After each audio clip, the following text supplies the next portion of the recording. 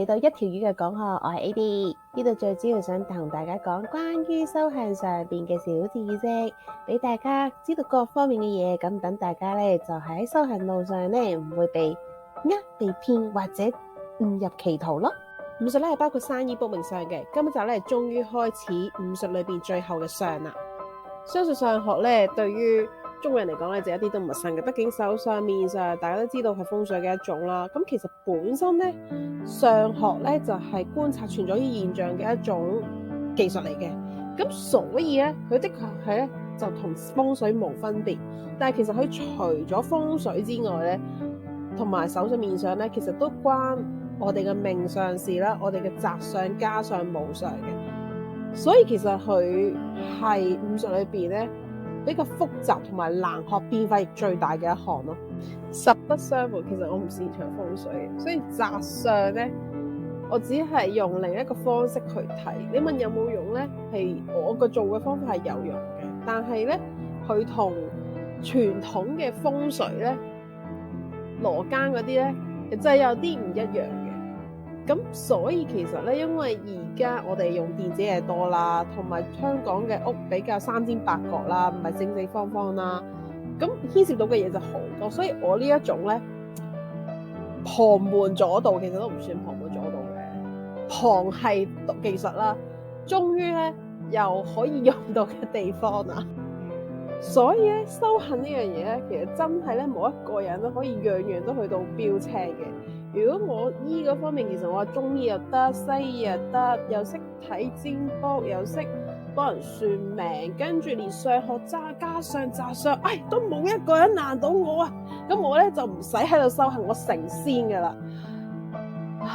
我都好想成仙啦，好辛苦，因為修行咧真係要好勤力，唔可以偷懶嘅。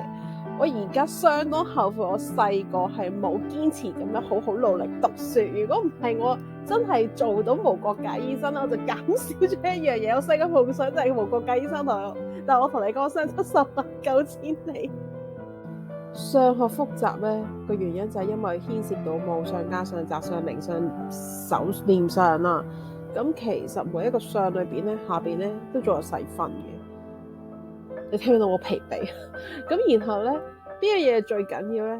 其實學嘅人咧最多係手面相啊，但係好可惜，其實相對嚟講佢真係冇咁緊要，因為某程度嚟講，命都可以幫你解到手面相嘅部分資訊嘅。咁宅相咧，幸好仲有唔少人係識嘅，但係咧宅相佢只係排喺中間嘅位置，咁。所以咧，其實就快失傳嘅武相同家相咧，先係最緊要嘅，係啦。不過唔緊要啦，而家啲人即係活人都唔夠地方住啦，更何況已經過咗身嘅人，係咪？咁而家由以前大家族講求家族要興盛嘅，我哋而家都細分咗小家族啦。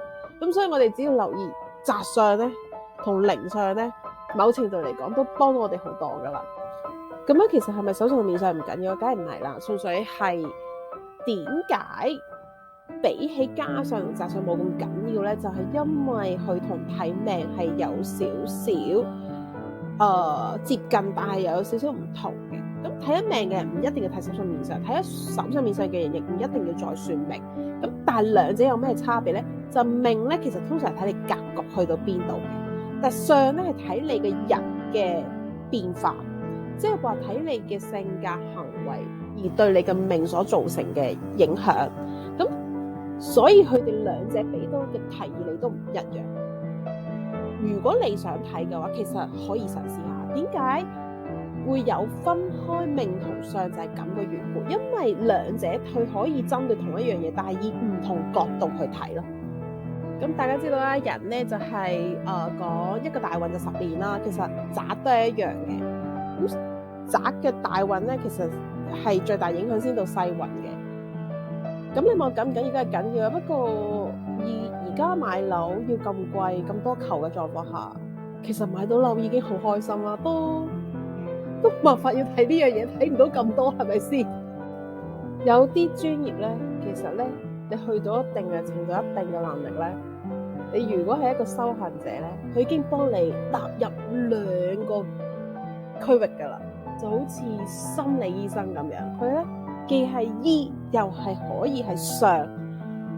喺呢個時候我就會好悔恨，好悔不當初。點解我細個唔好好讀書咧？書到用時嘅方恨少啊！真係好啦，已經冇得時間倒轉再翻去啊！咁只能夠講大家好好讀書，真係好緊要。就算係修行都要讀書。另外醫生咧，中醫咧，因為講望聞問切啊嘛，咁其實醫咧係一樣嘅啫。即係除咗醫咧，都包括相，因為面相即係你嘅氣色咧，就已經係氣嘅一種，係一種顯性嚟嘅。咁咧今日稍稍話俾大家聽咧，究竟相咧係包括邊類型嘅嘢啦，同埋咧佢哋究竟個影響性有幾多啦，即係大與小咁樣啦。咁接落嚟咧，就下一集咧再同大家講相嘅知識啦。